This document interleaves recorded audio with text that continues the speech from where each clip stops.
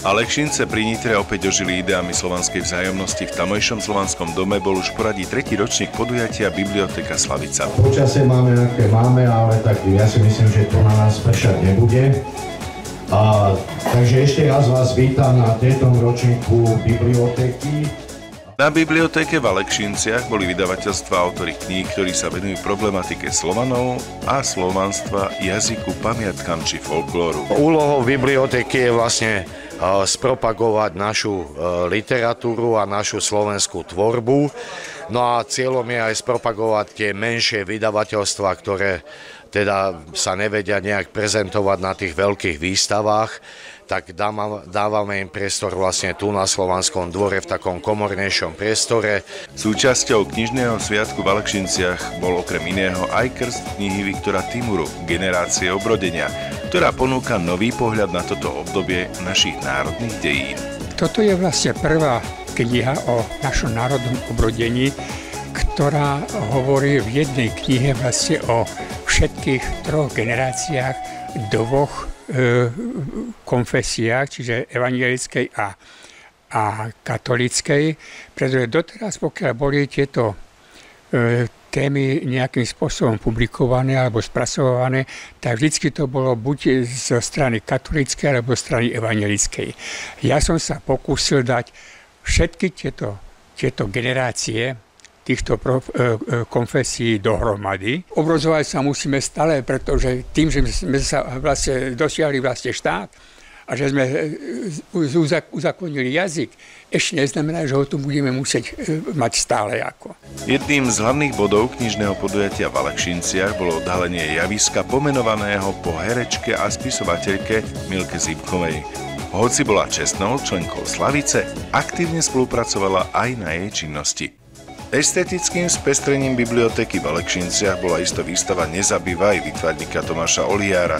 Popri pedagogickej činnosti na škole umeleckého priemyslu vo Svidníku sa venuje maľbe, grafike, ale napríklad aj typografii. Tu v týchto priestoroch môžete vidieť sériu obrazov formátových, vlastne, ktoré vznikli pred 2 rokmi a v podstate rozoberajú tematiku aké straty historické pamäte. Slovanský spolok Slavica vznikol začiatkom roka 2009 v Nitre.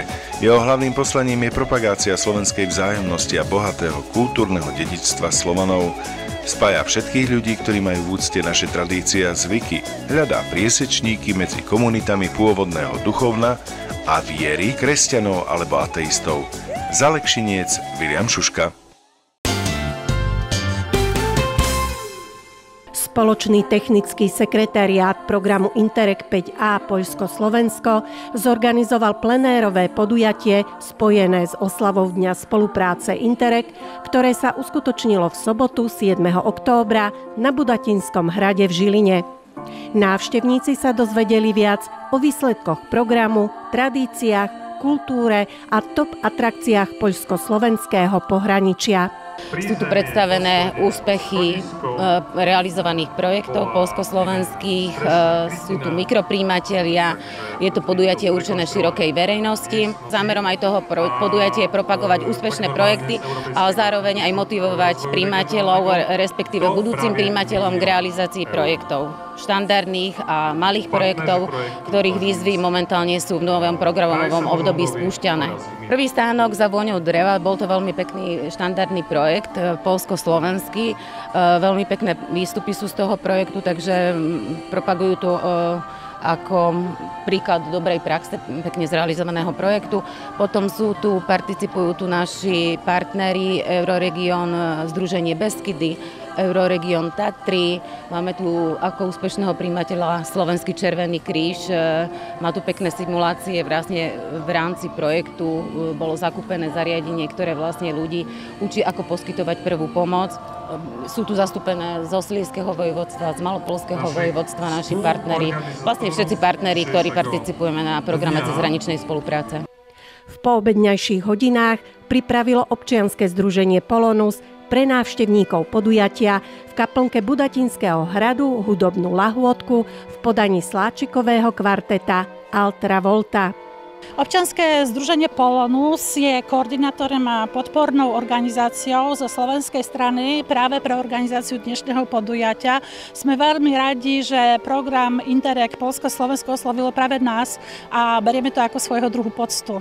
Festival poľskej hudby, ktorý organizujeme už 6. krát tuto v Žiline. Rozhodli sme sa zrealizovať takých veľmi komorných priestorov kaplnky v Budatine, pretože teraz je venovaný práve viacej komornej, viacej vážnej poľskej hudby.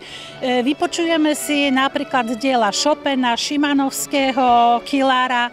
Okrem dnešného koncertu zapojili sme sa napríklad do prípravy rôznych atrakcií pre deti, taktiež výstavby naša malinká Darinka Kurňavová, malá heligonkárka niekoľkoročná, takže všetci sa na ňu veľmi tešia. Ja sa volám Timejka Kurňavová, hram na heligonke 2 roky a prišla som zahľadť listoček javora, mám jahrušku, borovku, na Kysúciach dobre a krčmarika.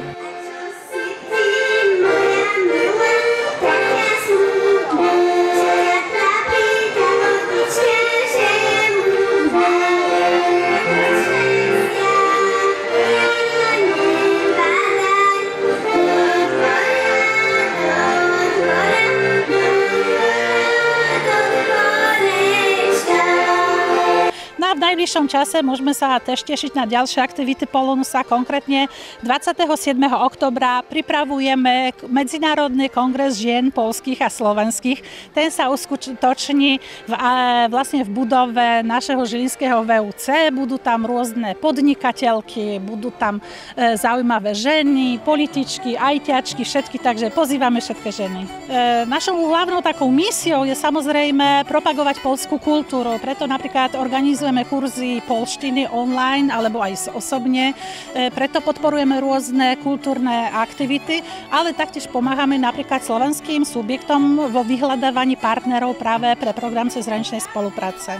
Ak sú v Žiline milovníci poľskej kultúry, literatúry, tak srdečne pozývame na našu internetovú stránku www.ozpolonus.sk. Nájdete nás tiež na Facebooku. Občianske združenie Polonus pripravuje niečo aj pre našich pre staršie generácie. Bohužiaľ, aj my Poliaci tu na Slovensku tiež starneme, máme už čím ďalej tým viacej šedín, už pribúda nám ročikov, preto pripravujeme takú obdobiu univerzity 3. veku. To bude vlastne projekt Akadémia Polonusa, ktorý bude venovaný všetkým tým, ktorí majú radi poľskú kultúru, literatúru, zaujímajú sa o Poľsko. Srdečne pozývame. Výročné podujatie bolo skvelou príležitosťou na to, aby ste zistili niečo o úspešných projektoch prihraničných regiónov a bolo financované z prostriedkov Európskej únie v rámci programu cezhraničnej spolupráce Interreg 5A Poľsko-Slovensko 2014 až 2020.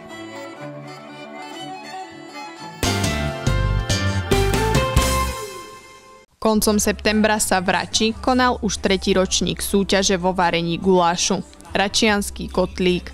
Podujatie otvoril prednosta miestneho úradu a prítomným sa prihovoril aj miestny evanjelický farár. Návštevníci sa mohli zabaviť so skupinou Dobrá spoločnosť, žiakmi základnej umeleckej školy Vrbenského a predstavila sa aj tanečná skupina stredovekých tancov Dvor Aniov.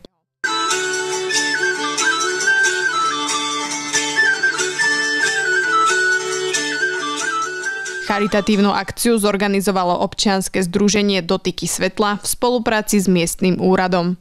Výťažok putuje do špeciálnej školy pre hluchoslepé deti v Červenici a pre mentálne postihnuté deti v Bytči.